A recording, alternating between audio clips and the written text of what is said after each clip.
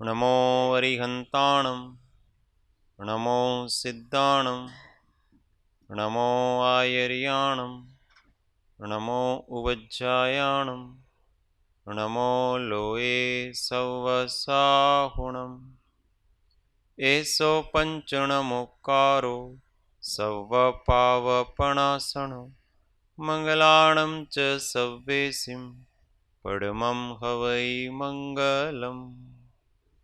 ॐ नमो अरिहन्ताणम्। महादेव्या कुक्षिरत्नं शब्दजितर्वात्मजम् राजचन्द्रमहं वन्दे तत्त्वलोचनदायकम्। जे स्वरूप समजा विना पाम्यो दुःख अनंत समजाव्યું તે પદ નમો શ્રી સદ્ગુરુ ભગવન પરાત્પર ગુરુવે નમઃ પરંપરાચાર્ય ગુરુવે નમઃ પરમ ગુરુવે નમઃ સાક્ષાત પ્રત્યક્ષ સદ્ગુરુવે નમો નમઃ।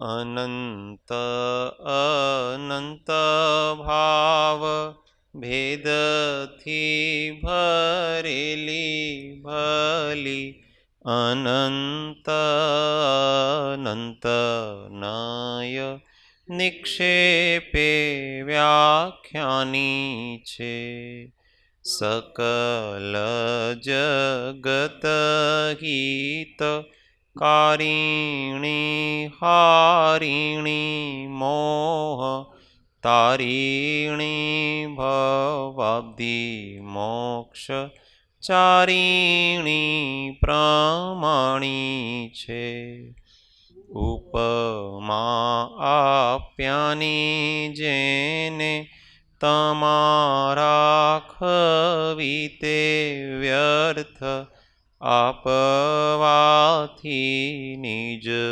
मति मपाई में मानी छे अहो राज चंद्र बाळ ख्याल नथी पामताय जिनेश्वर तणी जाणी तेणे जाणी छे गुरुराज तणी वाणी जाणी तेणे जाणी छे। ओ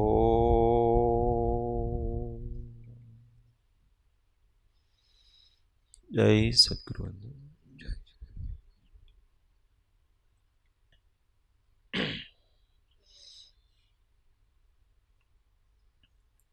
तत्व चर्चा में परम तत्वज्ञ श्रीमद राजचंद्र विरचित श्री आत्मसिद्धि शास्त्र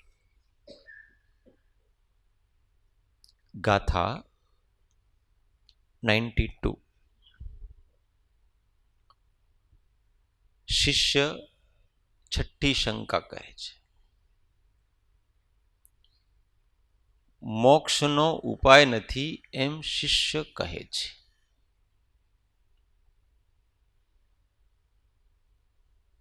मोक्ष तो छे एटलो मानी लीधो छे।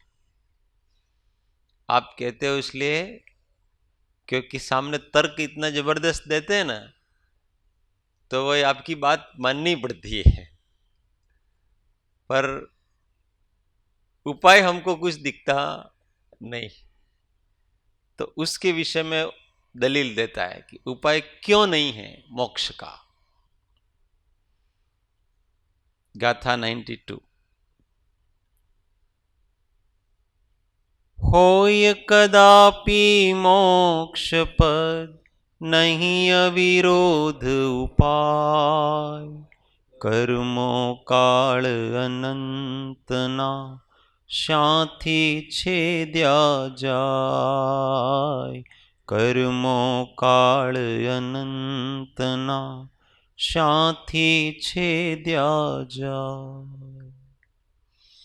होय कदापि मोक्ष पद। अगर कदाचित मोक्ष नाम का कोई पद है तो नहीं अविरोध उपाय, परंतु उसको प्राप्त करने का अविरोधी उपाय नहीं है, यथार्थ यथा तथ्य उपाय नहीं। कर्मों काल अनंतना शांति छेद्या जाए। अनंत काल के कर्म हैं, वो किस प्रकार से छेदने में आए। दो बातें बताए। पहला तो अविरोध उपाय नहीं है। उपाय सब करते हैं, उपाय करते हुए दिखते भी हैं, पर उन उपायों में भी विरोध दिखता है अलग अलग। वो विरोध किस किस प्रकार का वो भी आगे बताएंगे। एक जैसा कहीं कुछ दिखा नहीं। कोई अलग प्रकार से मोक्ष का मार्ग कहता है, कोई अलग प्रकार से मोक्ष का मार्ग कहता है। कोई किसी को कोई साधन बताता है, कोई किसी को कोई साधन बताता है। साधनों में भी विरोध है, मोक्ष के स्वरूप में भी विरोध है, सब प्रकार से विरोध है। और उस क्रिया में भी विरोध है। इसलिए अविरोधी उपाय कि इसी प्रकार के चिंतन से, इसी प्रकार की क्रिया से, इसी प्रकार के दर्शन से, इसी प्रकार के साधन से मोक्ष होता, ऐसा कहीं कुछ दिखता नहीं। सब अलग अलग दिख रहा हमको। इसलिए पहली बात तो उन्होंने कहा कि अविरोध उपाय नहीं है। कदाचित उपाय हो सकता है, परंतु यथातथ्य उपाय नहीं। और दूसरा का कर्मों काल अनंत ना शांति छेद्या जाए। जीव अज्ञानी तो अनंत अनादि काल से है, और अनंत काल के प्रवाह रूप जो संस्कार हैं कर्मों के, वो तो अंदर आत्मा में पड़े हुए हैं। उनका छेद कैसे करें? थोड़ा सा समय हमारे पास तो मनुष्य जीवन, और उसमें 5-50 साल हैं, और वो अनंत काल के कर्मों के संस्कार हैं। कोई कर्म अनंत काल का नहीं होता है, कर्म का संस्कार अनंत काल का होता है, प्रवाह। तो अज्ञान आदि के संस्कार अनादि काल से हैं, अनादि काल में अनंत काल बीत गया। तो हम इस थोड़े से काल में उसको किस प्रकार से नष्ट कर सकते हैं, छेद कर सकते हैं। क्योंकि सिद्धांत की दृष्टि से तो ऐसा ही है, न्याय तो ऐसा ही कहता है कि जो अनंत काल से चल रहा है उसको मिटाने के लिए भी अनंत काल चाहिएगा। ऐसा है। हम यहां से कोबा गांव पैदल जा गए। कोबा गांव कितने किलोमीटर है? 1.5 किलोमीटर है। अब वापस आने के लिए कितना जाने के लिए हमको 1.5 किलोमीटर चलना पड़ा। वापस आने के लिए कितना किलोमीटर चलना पड़ेगा? 1.5 किलोमीटर। अब आप आधे घंटे में 40 मिनट में 1.5 किलोमीटर चलते हैं, तो जाने में आपको 40 मिनट लगे, आने में कितने लगेंगे? 40 मिनट ही लगेंगे क्योंकि चल करके जा रहे हो और चल करके आ रहे हो। तो अनादि काल से ये सब कर रहे हैं सेवन, अनंत काल हो गया अज्ञान आदि का सेवन। वो अनंत काल के प्रगाढ़ संस्कार हैं, और हमारे पास समय तो केवल थोड़ा सा है। उस थोड़े से समय में आप कहते हो कि मोक्ष होता है, तो कैसे संभव है? गलत बात आपकी। हम आपकी बात मानते नहीं है, और इस कारण से हमको तो कोई मोक्ष का उपाय दिखता नहीं। ऐसा नहीं है कि हम प्रयत्न नहीं करते, हम प्रयत्न करते भी हैं, परंतु हमें लगता नहीं है कि कोई दोष हम निकालते हैं तो वो दोष चला जाता है, बार बार आता है। ऐसे ही है ना, इसलिए तो थक करके लोग बैठ जाते हैं, वृत्तियों को जीत नहीं पाते। मोक्ष का स्वरूप तो पता पड़ जाता है गुरु के उपदेश से कि मोक्ष इसका नाम है, और मोक्ष के साधन भी पता पड़ जाते हैं कि इन इन साधनों से मोक्ष होगा, वो भी पता पड़ जाते हैं। पर जो वो करने निकलता है, क्योंकि अपने अंदर की वृत्तियों का क्षय करना, आज अमृत वचन में आया था ना, सम्यक ज्ञान पूर्वक जो अपनी तृष्णाओं को क्षीण करता है वो मोक्ष प्राप्त करता, यही तो मोक्ष मार्ग है। परंतु उसको ज्ञान तो हो गया बराबर, पर अब तृष्णाओं को क्षीण करना है। वो जब काम करने बैठता है तो होता नहीं, बार बार बार बार किसी दोष को निकालने का प्रयत्न करते हैं, वो दोष दुगनी गति से वापस आता।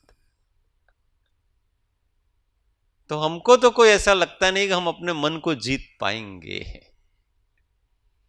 क्योंकि हम जितना उस मन को किसी वस्तु से दूर होने के लिए कहते हैं, इतना मन ज्यादा चाहता। आपकी बातें हमको सब समझ में आ जाती बराबर, पर जब मन को जीतने की बात आती है, कठिन कठिन या असंभव लगता है, असंभव जैसा लगता है, लगता ही है।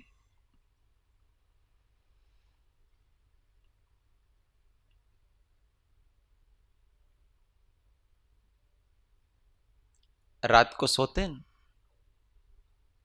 उस समय संकल्प करके सोते हैं कि आज तो सुबह मैं जल्दी उठ जाऊंगा 4:30 बजे,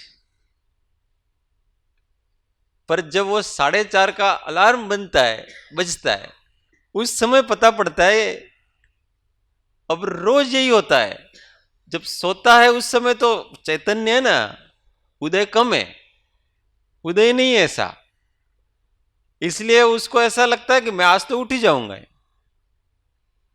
परंतु जब उठने का समय होता है उस समय तो उसके उदय चल रहा होता है दृष्णावरण का, इसलिए वहां वो सारे संकल्प हैं वो ध्वस्त हो जाते हैं। इसलिए कह रहे कि आपकी बात ठीक है, भावना करना वो भी ठीक है, परंतु ये भवन हमसे नहीं बन सकता। कर्मो काल अनंतना शांति छेद्या, बहुत बहुत कठिन है भाई। आप तो रोज रोज ऐसा कहते हो कि सत्य सरल छे, सहज छे, सुगम छे, सर्वत्र तेनी प्राप्ति होय छे, पर हमको तो ऐसा लगता नहीं।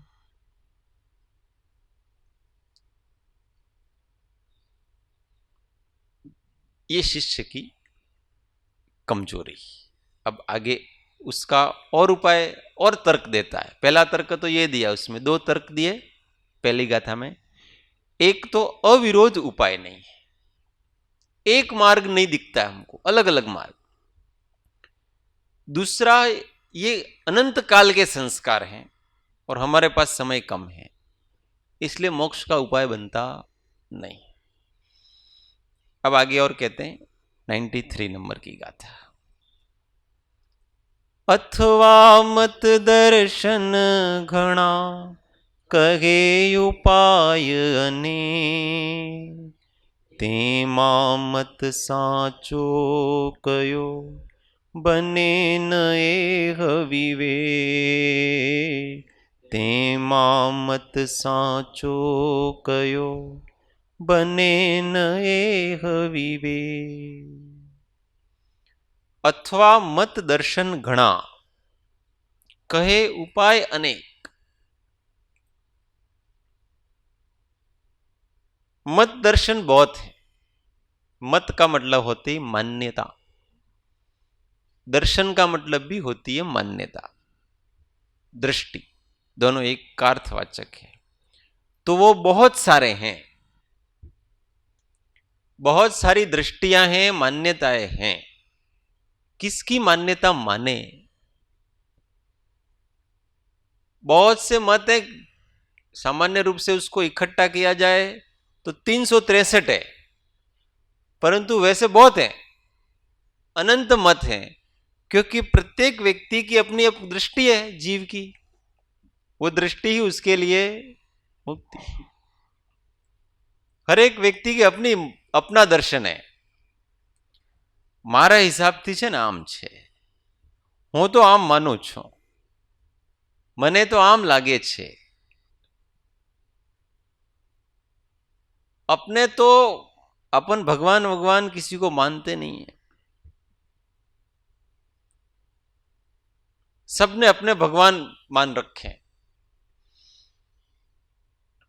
किसी ने अपने अन्नदाता को ही भगवान मान रखा है,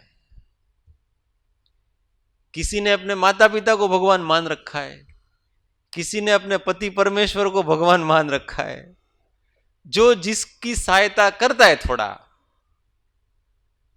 किसी ने प्रकृति को भगवान मान रखा है, जड़ को ही भगवान मान रखा है, क्योंकि प्रकृति ही देता ही हमको सब। ये धरती माता है वही हमारे लिए अन्नदात्री, वही भगवान है। जिसको जिससे थोड़ा बहुत लाभ होता है, अथवा जिसको जिसके पास जाकर के थोड़ा सुरक्षा का भाव रहता है, उसको वो अपना भगवान मान लेता है। सबके मत हुए कि नहीं? कोई तो भगवान को बहुत सर्वव्यापी ऐसा कहता है, कोई भगवान इतना बिंदु जैसा है ऐसा कहता है, कोई भगवान ऐसा प्रकाश है ऐसा कहता है, कोई भगवान निराकार ऐसा कहता है, कोई भगवान साकार ऐसा कहता है, कोई भगवान ज्ञान स्वभावी ऐसा कहता है, कोई भगवान शून्य स्वभावी ऐसा कहता है। अब हम क्या करें, किसकी बात माने? कोई कहता है सारी सृष्टि को करता है, कोई कहता है कुछ नहीं करता है। तो हम क्या करें अब इसको? मत दर्शन गणा, ऐसे बहुत से मत दर्शन हैं। कहे उपाय अनेक, वो अनेक प्रकार के उपाय कहते हैं। कोई तो ऐसा कहता है कि कुछ मत करो, भक्ति करो, सारे द्वंद्व बंद छोड़ करके ये क्या पढ़ना, ये क्या तुम ध्यान करते हो, क्या व्रत नियम पालन करते हो, ये सब छोड़ो, केवल भक्ति करो भगवान की शुद्ध मन से, भगवान तुम्हें प्राप्त हो जाए। हम वो भी करते हैं पर नहीं होते। कोई कहते हैं भक्ति भक्ति में क्या रखा है, तो केवल शुभ भाव है, आपकी मन की तरंगे हैं। ज्ञान का सेवन करो, शास्त्रों का अभ्यास करो, मोक्ष मिलेगा। वो भी करके देखा। कोई कहते ये क्या ज्ञान में चौपड़ियों में क्या लगा रखा है, ध्यान करो, सब छोड़ो, ये पुस्तक है पुस्तक है, नदी में डालो, ध्यान करो। हमने ध्यान करके भी देखा। कोई कहता ये ध्यान करने से क्या होगा, आचरण में आना चाहिए ना, ऐसे आंख बंद करके बैठे बैठे क्या होगा तुम्हारे, इससे व्रतों का पालन करो, चारित्र को ग्रहण करो। चलो आप कहते तो वो भी कर लिया। कोई कहता है ये सब छोड़ो, ये करने धरने की क्या, सहज रहो, जैसे हैं वैसे सहज समाधि, कुछ करने की जरूरत नहीं। आत्मा न कुछ ग्रहण करता है न कुछ त्यागता है, क्या लगा रखा है, ये कभी व्रत ग्रहण करते हो न कभी ये करते हो न कभी ध्यान करते हो न क्या है। आत्मा साक्षी स्वभावी है, वो उसके लिए न ध्यान की जरूरत है, न स्वाध्याय की जरूरत, न भक्ति की जरूरत है, न नियम व्रत, किसी की कोई जरूरत नहीं है। भ्रम निकालो और अपने स्वरूप में स्थित हो, मैं ब्रह्म हूं ऐसा करके बैठ जाओ, हो गया काम। ऐसा करके भी देखा, पर ब्रह्म की जगह भ्रम ही दिखता है। मन की तरंगे तो गई नहीं तो भी। और कोई कहता है ये क्या लगा रखा है, जीवन जीने के लिए मिला है, आनंद से रहो, क्या मोक्ष वोक्ष लगा रखा है आपने। यावत जीवेत सुखम जीवेत ऋणम कृत्वा कृतम पिबेत। अब ऐसे सब अलग अलग बुद्धि वाले हैं हमारे पास। जिसके पास जाते हैं उसका एक अपनी अलग थ्योरी। आजकल तो फिर वो क्या है कि हर चीज का विज्ञान निकालने का बड़ा एक फैशन चली हो। विज्ञान निकालो हर चीज का। अरे वस्तु स्वयं विज्ञान है, उसका क्या विज्ञान निकालोगे।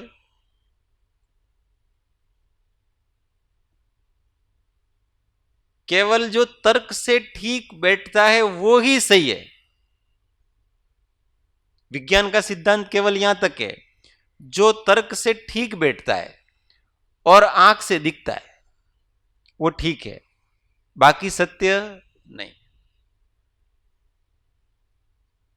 वो भी भ्रम है, वो अधूरापना है।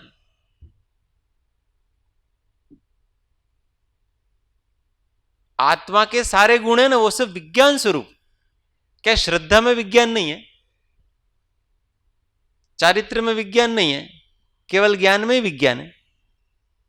वही विज्ञान है क्या। ऐसे कितनी सारी चीजें होगी अपने पास ही है। इसलिए कहते हैं कि कहे उपाय अनेक,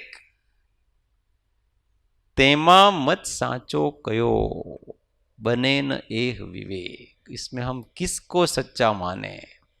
और सबसे बड़ी बात यह है कि सब अपने को सच्चा कहते हैं।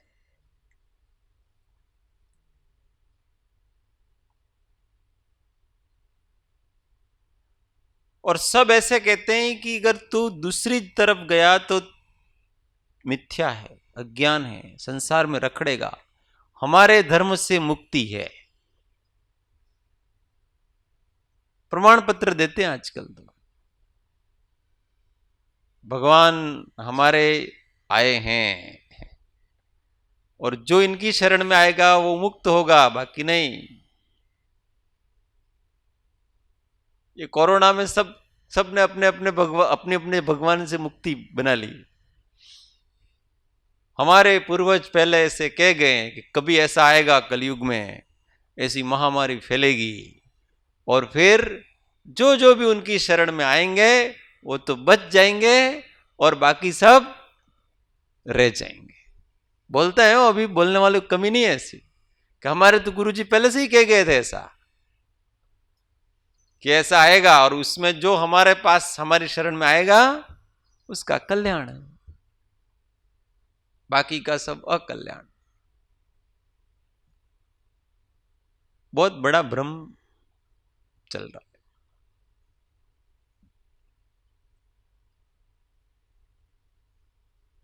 जब तक हम किसी भी मत, दर्शन इत्यादि को पूरी तरह से जान नहीं लेते, उस पे चल के देख नहीं लेते, तब तक कम से कम वो मिथ्या है ऐसा हम नहीं कह सकते उसको। अगर ऐसा कहेंगे तो ये हमारा झूठ वचन है और हमने सर्वज्ञ की अवहेलना की,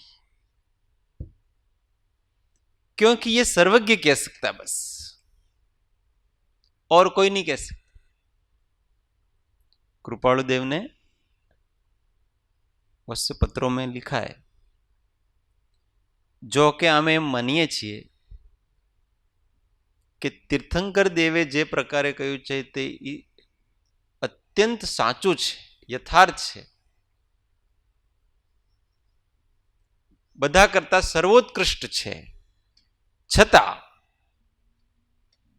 એમ જ છે એમ અમે કહેવામાં સમર્થ નથી, કેમ કે તે પ્રકારનું સર્વજ્ઞપણું અમારામાં નથી। इसलिए नहीं तो हम ये सब आग्रह आ गए ना, यहां से आए। देखो आजकल कोई भी संप्रदाय हो, किसी में भी पूर्णता नहीं है, कोई भी पूर्ण नहीं है अभी। सब अपूर्ण है। इसलिए हमको केवल इसी मार्ग से मिलेगा ऐसा नहीं।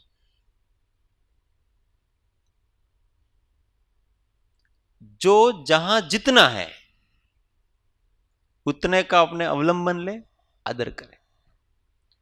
और जिसने जितना बताया है और पूर्णता का लक्ष्य कराया है, पूर्ण तो हम भी नहीं कह सके भाई, कुंद कुंद जैसे उस पूर्ण पद को नहीं कह सके।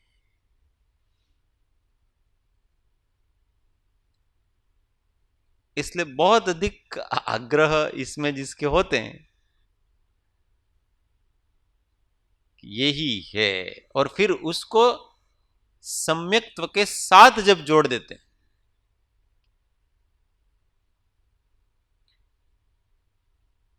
यही सच्चा है, इसके अतिरिक्त सब झूठा है, इस प्रकार की जो मान्यता है उसका नाम सम्यक्त्व है।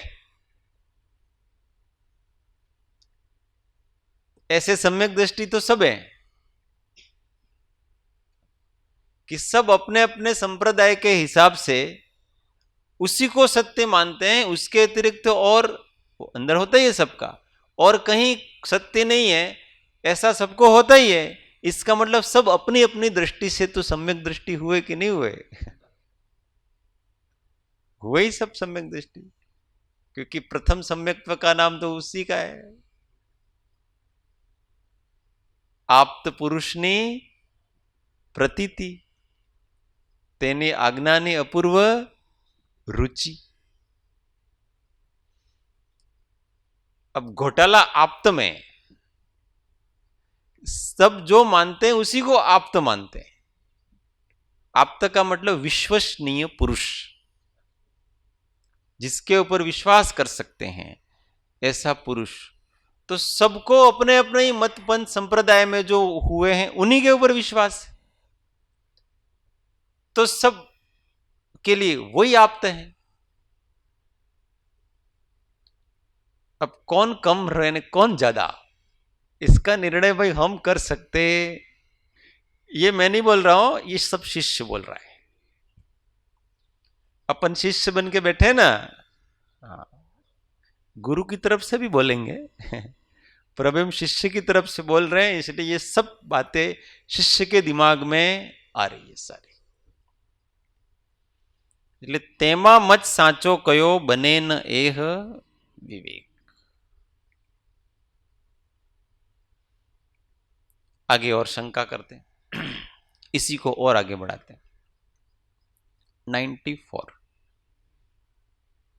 कई जाति मां मोक्ष छे, कया वेश मां मोक्ष, एनो निश्चय ना बने, घणा भेद ए दोष, एनो निश्चय ना बने, घणा भेद ए दोष।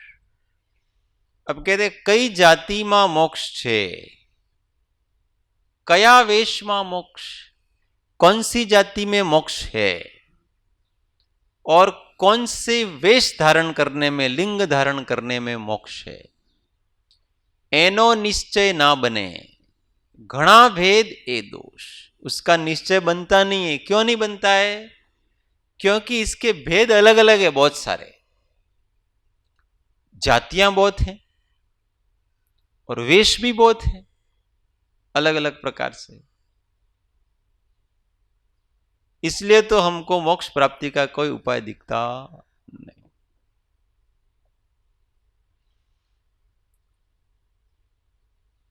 मोक्ष किस किस को होता है? ब्राह्मणों को होता है? नहीं होता। जैनों को ही होता है। ब्राह्मणों को मोक्ष होता है कि नहीं होता है? गौतम स्वामी ब्राह्मण नहीं थे तो फिर नहीं होता, ऐसे कैसे कह सकते?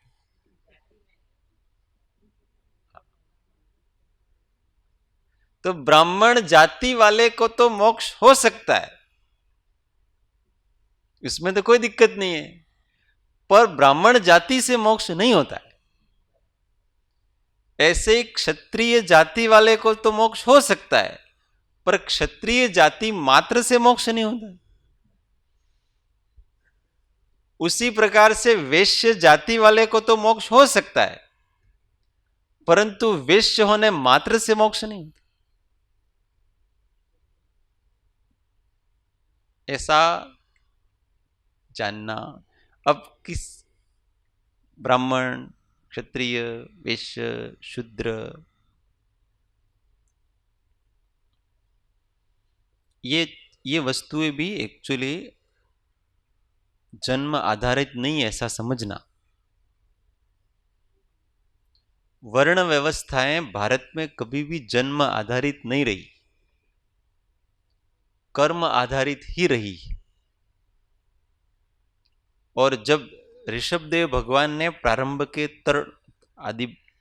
आदि पुरुष थे और उन्होंने 3 वर्णों की स्थापना करी थी, तो वो कर्म के आधार पर, वृत्ति के आधार पर ही करी थी।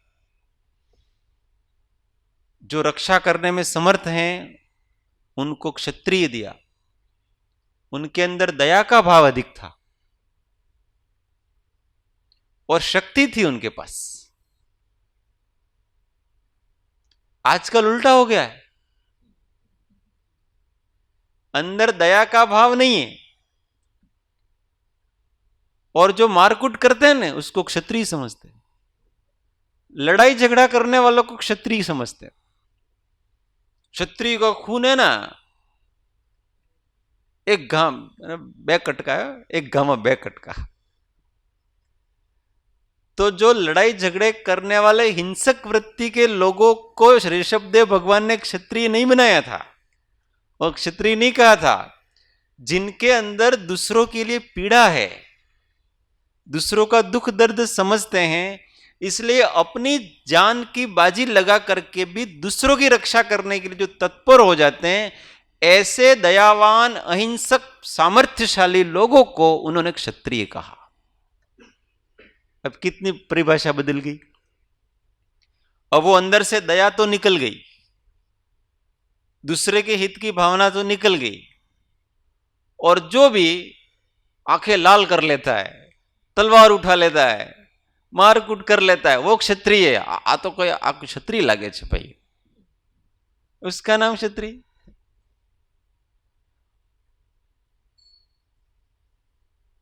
आमे तो क्षत्रिय छे ने એટલે અમાર બધું ચાલે, कुछ भी तुम मांसाहार करो ने बकरे कुछ भी करो, કેમ કે અમારે બીજાને મારવા પડે ને, બીજાને મારવા પડે એટલે જરા ગુસ્સો લાવવો પડે, ગુસ્સો લાવવો પડે એટલે હિંસક ખાવું પડે।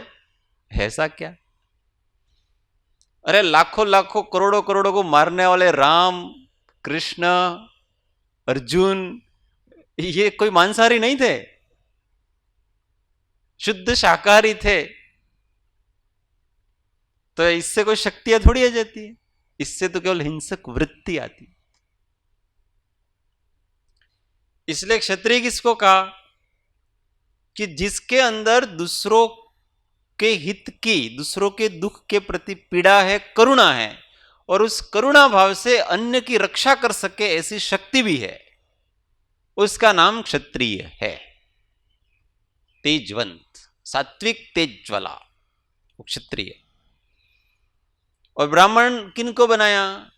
जो ब्रह्म की उपासना जिनको प्रिय थी,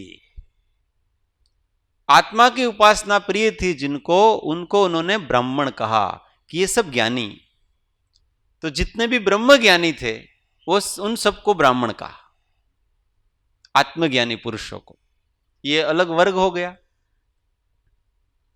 वैश्य किसको कहा?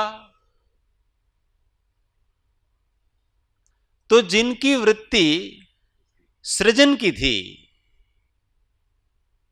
कुछ न कुछ बनाते हैं, निर्माण कर देते हैं। कोई खेती से करता है, कोई क्या बनाता है, कोई क्या बना दिया, कुछ ने ऐसे, कोई शिल्प है, कोई क्या है, ऐसे वो सृजनात्मक वृत्ति वाले लोगों को फिर वो बना बना के व्यापार करते हैं, उसको देते हैं, इसको उसको देते हैं। तो ये वैश्य व्यापार से संबंधित है। तो जो सृजन शक्ति से युक्त थे और अन्यों से लेन देन करते थे, ऐसे लोगों को उन्होंने वैश्य कहा। तो कृषि करने वाले हो, और जो भी जितने भी काम धंधे जगत में हैं वो सब करने वाले वैश्य कहा। और क्षुद्र किसको कहा? व्यापार की वृत्ति वाला सभी वैश्य। देखो, दूसरों की रक्षा करने की जिनकी वृत्ति है वो तो क्षत्रिय, जो आत्मा की उपासना जितने करते हैं वो सभी ब्राह्मण, और व्यापार करने की जिनकी वृत्ति है वो सभी वैश्य, और निम्न कोटि का काम करने की जिनकी वृत्ति है वो सभी क्षुद्र।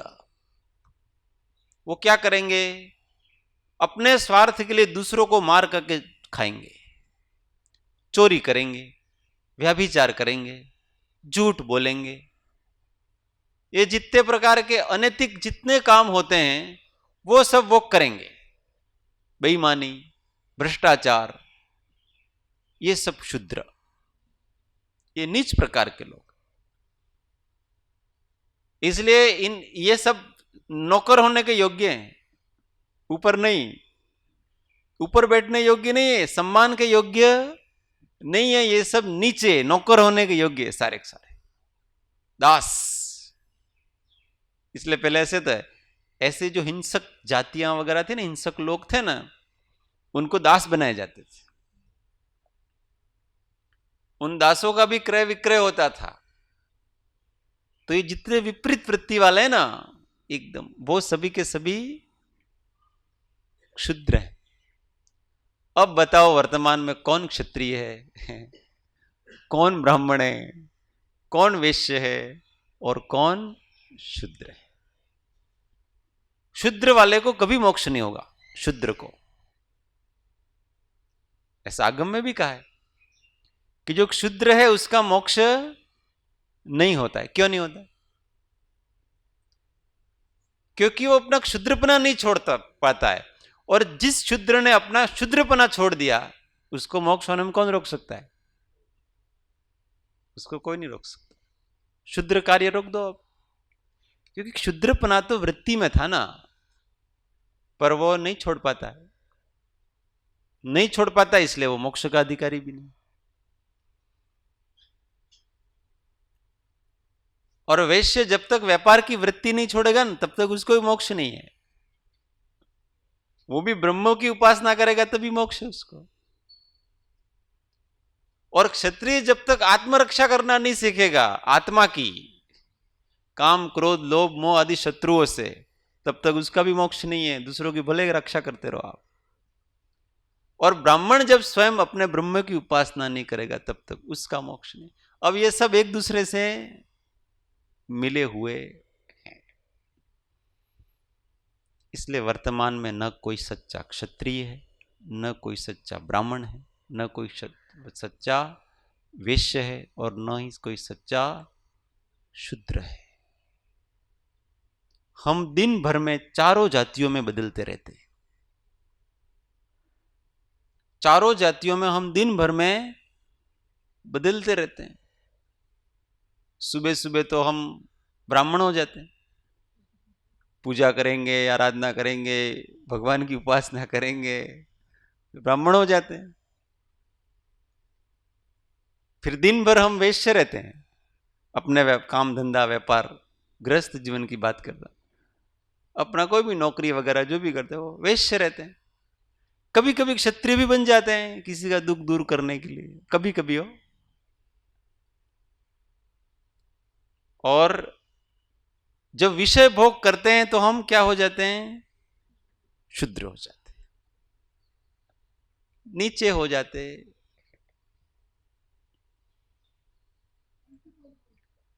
Multiple road. तो ये कहते कई जाति में मोक्ष है। अभी इतनी सारी जातियां हैं, हम किस में मोक्ष माने? कया वेश में मोक्ष? गृहस्थ अवस्था से मोक्ष होता है कि मुनि बनने से मोक्ष होता है? मुनि भी अलग अलग प्रकार के साधु हैं।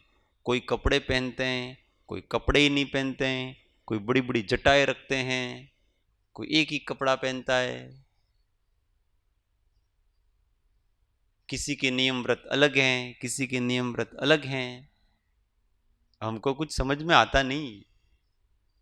बहुत सारे वेश, वेश का मतलब जो धारण किया जाता है, मोक्ष के लिए जो धारण किया जाता है उसका नाम वेश है, कपड़े का नाम वेश नहीं। उसके लिए जो आचार संहिता बनाई गई है, उन आचार संहिता का नाम यहाँ पर मोक्ष है। अब सब वेश है तो यहाँ सबके लिए आचार संहिताएं अलग अलग प्रकार की। तो कौन सी आचार संहिता ऐसी है, मतलब वेश, कि इस पे चलूंगा तो मेरा मोक्ष होगा? ये हमको समझ में आता नहीं, बहुत सारे भेद पड़ गए इसमें, इसलिए हमारा संशय नहीं जा रहा है। कृपया करके इसका समाधान करो, धीमे धीमे सदगुरु इसका समाधान करें। ये सब बातें वास्तव में मौलिक रूप से हमारे दिमाग में भी आनी चाहिए। जब तक संशय नहीं होगा, जिज्ञासा नहीं होगी और सीधा ही किसी की बात मान लेते हैं, तो ये सब संशय बाद में थोड़े साल बाद होंगे। फिर हमको यूं लगेगा कि यार वो पहले तो मेरी श्रद्धा बराबर थी, अब जरा श्रद्धा डिगने लगी। क्यों? क्योंकि पहले तू विचार में आया ही नहीं था, सुविचार दशा में ही नहीं आया था, उसके पहले आगे चढ़ गया था अंधश्रद्धा के नाम से। अब वो जब अपने विचार से, अपनी बुद्धि से, अपने तर्क से, न्याय से ये सब चीजें उस मार्ग का अन्वेषण करता है, तब उसको ये सब बातें ध्यान में आती है, ये सारी शंकाएं उसके दिमाग में आती। अभी तक तो आपने कहा और हमने माना, ये चल रहा था, पर अब शिष्य स्वयं अपना अन्वेषण करता है और तब ये सब प्रश्न उसके दिमाग में उठते हैं और फिर उसको वो अपने अनुभव की प्रयोगशाला में बराबर प्रयोग करके साबित करता है और तब जाकर के उसको उसका मार्ग अंदर का पता पड़ता। ये कठिन है, इसलिए बहुत चिंतन मंथन करना चाहिए। कोई भी चीज हमको जो सहज सरलता से मिल जाती है, हमने अपने विवेक और विचार से जिसको प्राप्त नहीं किया है, उसका मूल तथ्य हमको समझ में नहीं आएगा कभी भी। इसलिए वो हमारे दिमाग से निकलनी चाहिए, सब चीजें प्रयोग के आधार पर निकलनी चाहिए, धीमे धीमे वो होगा। ये सुविचार दशा कहलाती। 7 दशाएं बताई, कल उसकी चर्चा करेंगे। ओ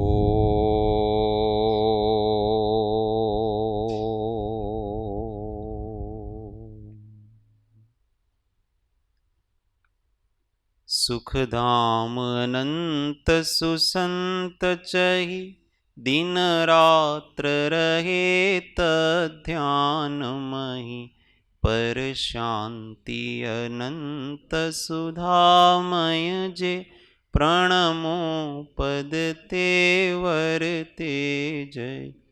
ओ प्रणमो पद तेवर जय। सद्गुरुदेव परम कृपाळु त्रिलोकनाथ की जय, सब संतन की जय। आनंद घन ओ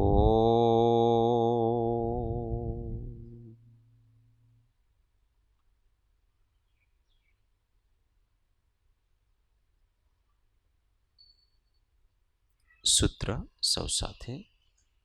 हूँ आत्मा छूं, आपनो सेवक छूं, सौनो मित्र छूं। हूँ आत्मा छूं, आपनो सेवक छूं, सौनो। हूँ आत्मा छूं, आपनो सेवक छूं, सौनो मित्र छूं। ओ शांति शांति शांति।